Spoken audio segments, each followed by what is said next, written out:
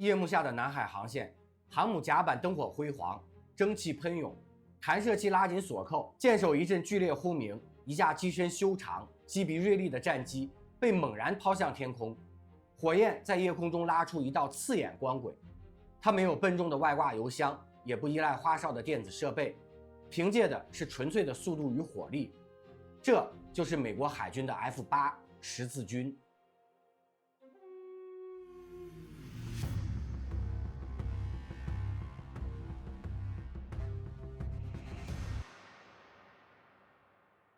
它登场的年代正是冷战最焦灼的时刻，美军急需要一种能够守护航母舰队的武器，而它的设计哲学几乎就是一场孤注一掷的冒险。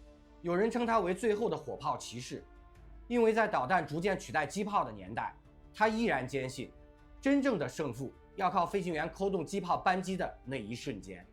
为什么他会被冠上这样一个带着浪漫色彩的称号？为什么在越南的战场上他能一度压过 F-4鬼怪，成为真正的米格杀手？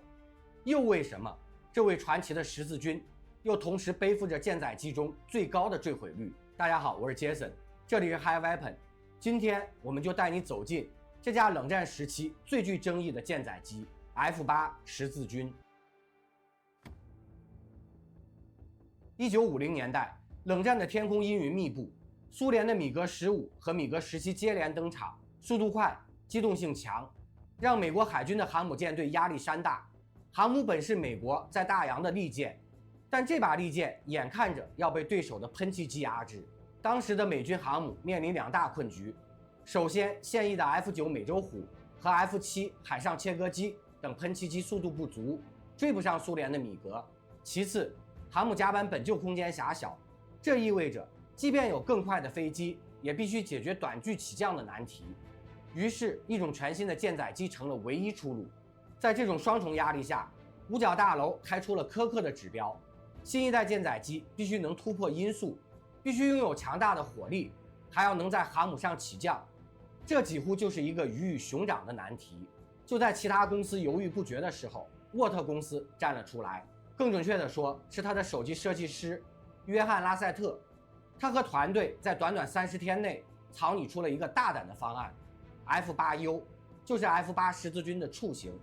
F-8U 被很多资料戏称为仅用30天画出的刺刀。为了满足海军既要超音速又要短距起降的矛盾要求，沃特团队几乎是背水一战。他们提出了一个疯狂的设想：可变迎角机翼。在当时，这是世界上前所未有的冒险。很多同行甚至断言，这架飞机要么开创先河，要么全军覆没。1955年3月25日 ，F-8U 原型机首次试飞，结果几乎一鸣惊人。第一次试飞就冲上马赫1，成为世界上第一架能稳定突破音障的舰载机。当时的美国媒体大肆报道，称它是海军的超音速刺刀，简直是给冷战注了一针强心剂。它的正式命名更是带着浓烈的时代色彩 ，Crusader 十字军。在那个意识形态对立的年代，这个名字就像一面旗帜，仿佛注定它要成为冷战天空中的圣战者。如果说 F-8十字军是一把刺刀，那么它的刀刃锋利到几乎偏执。为了让这架舰载机在航母狭小的甲板上起降，同时还能在高空突破音障，设计师们提出了一个闻所未闻的解决方案：可变迎角机翼。简单说，就是让整个机翼能在起飞或降落时抬起来，增加升力，而机身保持水平。这样飞行员既能保持良好的视野，也不用担心起飞时机头抬得过高。对航母操作而言，这几乎就是一场革命。过去的舰载机往往在低速时摇摇晃晃，而 F-8能像一只直立的猎鹰，轻巧地冲进空中。动力方面，它搭载的是普惠 J57 涡喷发动机，这是美军当时最强大的涡喷之一，在加力状态下推力超过4吨，使 F-8成为美国海军第一架能够稳定突破音障的舰载机。要知道，当时很多空军战机还在苦苦追逐超音速大关，而十字军早已能在航母甲板上起飞后直冲云霄。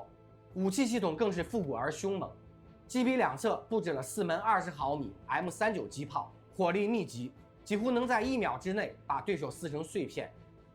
除此之外，它还能外挂响尾蛇 AIM-9导弹，但核心依然是火炮，这也是它被称为最后的火炮骑士的直接原因。不过，极致的设计也带来了极致的风险，可变引脚机翼结构复杂，稍有操作不慎就可能失控。这武器发动机在低速段响应迟缓，飞行员必须精确掌握节奏，再加上机体设计为追求速度而牺牲的低速稳定性，在航母上降落时 ，F8更像一头桀骜的野兽，飞行员要么驯服它，要么就有可能葬身大海。这就是 F8的矛盾之美，它是一架能带你冲上马赫的钢铁骑士，同时也是一个随时会背叛主人的危险赌徒。1960年代，美国全面卷入越南战争 ，F8十字军终于迎来了实战考验。作为航母舰队的空中矛头，它被安排执行最危险的任务——护航轰炸机、拦截敌机、争夺制空权。在越南的天空里 ，F8成了名副其实的米格杀手。它速度快，机炮猛，尤其在近距离缠斗时表现凶狠。对手米格17虽然灵活，但在超音速面前常常失去优势。而米格21虽然性能先进，却在低速机动上难以压制 F8。飞行员常常选择硬碰硬的方式，直接拉近距离，靠那4门20毫米机炮解决问题。相比依赖导弹的 F4鬼怪 ，F8在短兵相接时反而更有优势。数据显示，在1965到1968年的越战初期，美军舰载机与米格交锋的空战战绩中 ，F8的击落率一度超过 F4，它甚至赢得了一个绰号“米格杀手”。这不是夸张，而是实打实的记录。对飞行员来说，操纵 F8意味着你有机会在敌机面前挥舞最锋利的刺刀，但荣耀的背后是惊人的风险。F8同时也被飞行员戏称为少尉杀手，原因不在于战斗，而在于他对飞行员极端苛刻的操纵要求。可变引脚机翼需要精准控制，这武器发动机在低速时响应迟缓，一旦飞行员经验不足，就可能直接坠海或摔在甲板上。数据统计显示，F8在服役初期的事故率高居美国舰载机榜首，许多年轻飞行员刚上手，还没来得及真正参与空战，就在训练或起降中付出了生命。也正因为如此，他的英雄气质始终带着一层悲壮。这就是 F8的矛盾之处，它能带来辉煌的空战战果，却也以高昂的事故代价收割飞行员的性命。正是这种危险的魅力，让十字军在空战史上留下了独一无二的烙印。F8十字军的传奇不仅仅在于它击落了多少敌机，更在于它所代表的空战理念。它是冷战空战中最后一个机炮至上的代表，而与它同时代的 F4鬼怪却是完全相反的极端。1950年代，美军高层普遍认为，未来空战将由导弹主宰，机炮已是落伍的负担。于是 F4鬼怪几乎全盘压住导弹，甚至早期型号压根没有机炮。但在越南的真实战场里，导弹并没有想象中那么可靠。早期 AIM-7麻雀和 AIM-9响尾蛇在复杂气候下命中率极低，很多时候美军飞行员眼看着导弹飞出去，却什么也没有打中。这时 F8显得格外突出，它坚持保留4门20毫米机炮，让飞行员在近距离格斗中依然有杀手锏。空战报告显示，越战中相当比例的米格战机是被 F8的机炮直接击落的。飞行员甚至戏称，当导弹失灵时，十字军的火炮才是真正的保险。与之对比 ，F4则更依赖远程导弹攻击。问题是，在越南那种低空、丛林覆盖的环境里，导弹战术的成功率很低，反而让 F4在初期吃了大亏。直到后来加装机炮舱，甚至在 F4E 型号里直接内置火神炮，才算弥补了这一短板。可以说 ，F8与 F4代表了2个时代的交界。越南战争证明两者都不可或缺，但最后的骑士 F8却用一连串的击落记录，为机炮在冷战空战史上写下最后的辉煌篇章。最初的 F8U1只是一个开端，随着服役经验积累，美军不断对它进行改进。F8C、F8D、F8E 等型号陆续登场，升级了发动机推力，加强了航电系统，增加了导弹挂点。虽然它依旧以机炮为核心，但在导弹技术逐渐成熟后 ，F8也开始学会2条腿走路，特别是 F8E 搭载了更先进的雷达和火控系统，使它在对抗米格21时能更从容地使用 AIM-9导弹。虽然它依然是火炮骑士，但它已经开始过渡到混合型武士。F8的生命力还远不止于此。法国海军在1960年代引进了 F8E NF 型，部署在克列孟梭号和福煦号航母上。由于法国长期缺乏高性能舰载机，这批十字军竟然一直服役到2000年，成为世界上最后一批仍在航母甲板上执行任务的超音速火炮战机。